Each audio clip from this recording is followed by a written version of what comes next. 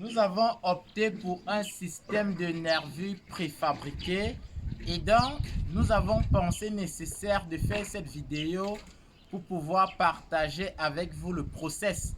Il est tout d'abord question de les couler sur un tableau, ensuite nous les levons et enfin nous les mettons à leur emplacement respectif.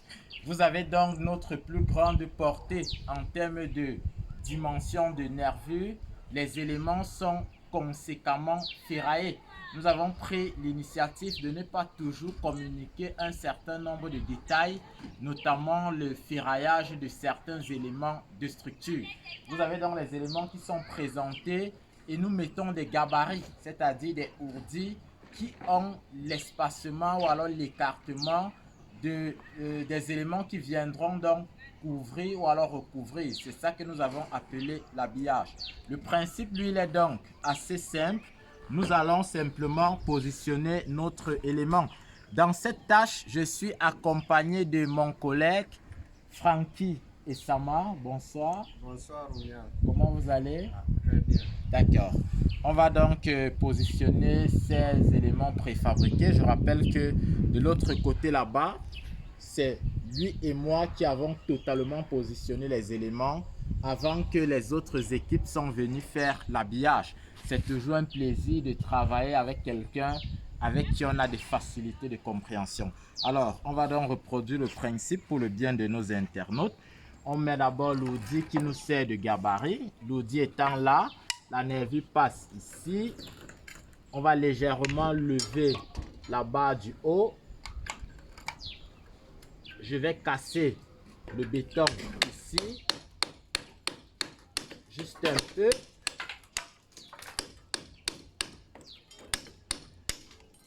D'accord. Francky Sama va m'envoyer la nervure. Il est prêt? On y va?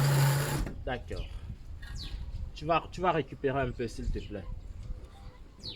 Tu récupères un peu. Voilà, d'accord.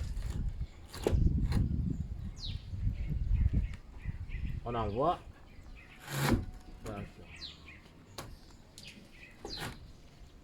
Ici, étant donné que nous avons fait un resserrement de 4, parce que là on a un porte-à-faux, il n'est pas question de couper le 4. Il est juste question de tailler le béton afin que j'enfile pour que Francky et Sama récupèrent de son côté. Pour faciliter la tâche, je vais retirer l'ourdi. L'idée est de ne pas casser le cadre ou même de le supprimer. Je vais casser et après il est possible que je fasse un raccord à cet endroit. Francky, ça m'en envoie. Allons-y.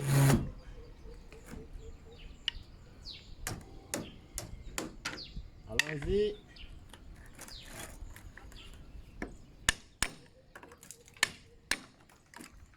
Allons-y. Encore. Oui.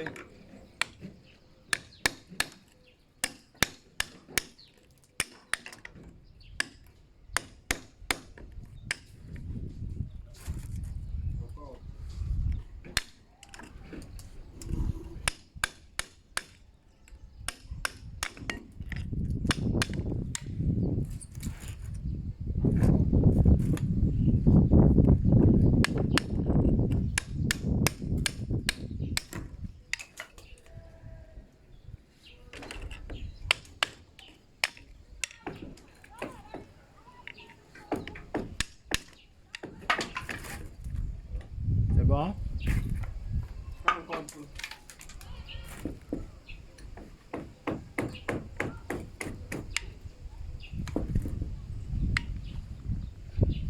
C'est bon? Oui. D'accord. Je vais donc te donner le burin. Oups. Tu es capable de travailler sur la mer. Donc, vous devez donc constater que quand nous mettons le premier étrier, nous prenons en compte le fait que on va enfiler sur un côté pour pouvoir renvoyer sur l'autre.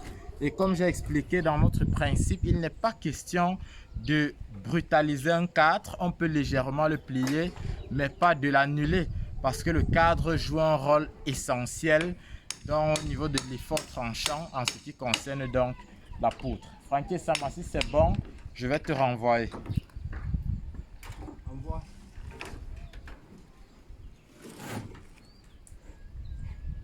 Enlève le marteau, tu contrôles bien et tu casses suffisamment.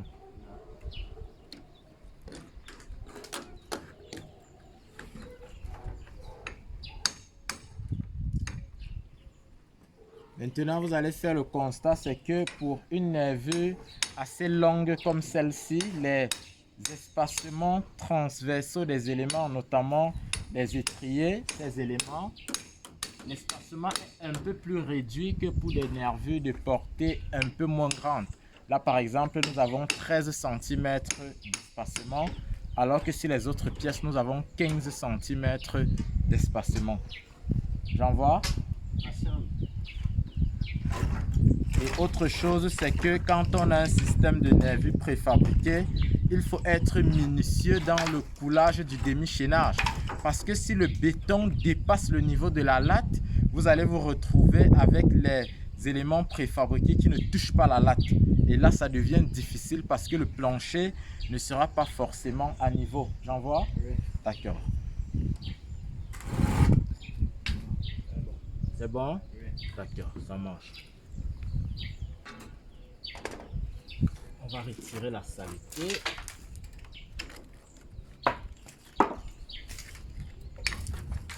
Là, comme vous pouvez constater, on a un vide. Ça nous oblige à un raccord. Dans certaines pièces, il est préférable de lancer une latte sur tout le long et de mettre du contre-plaquet. Mais là, nous sommes en rupture de stock avec des longues lattes. Et donc, on va couper un morceau pour pouvoir pointer.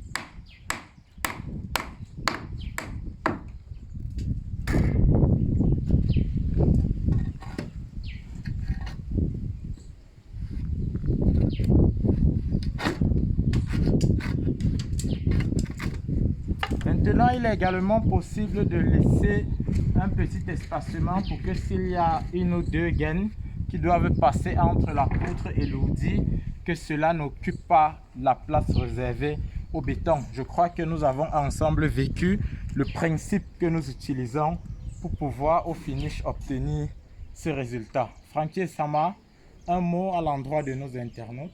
Oui, Romial, juste que nous nous battons à faire un travail propre et précis, même comme tout n'est jamais parfait, mais on se bat à notre niveau. Merci. D'accord. Quant à moi, je vous invite à vous abonner à nos différentes plateformes digitales parce que cette aventure est loin d'être terminée. D'ici demain, nous allons finir avec 80% de l'habillage. Mardi, nous allons finir avec la pose des ourdis. Et puis mercredi, jeudi, nous allons faire la nappe, nous allons faire les traînées, nous allons poser les joues. Et probablement samedi, nous allons procéder au bétonnage de la dalle. Parallèlement à tout cela, nous allons gérer le tracé, le coffrage et même le ferraillage de l'escalier. Frankie Sama s'est proposé pour cette tâche. Nous allons donc le mettre face à ses responsabilités. Merci.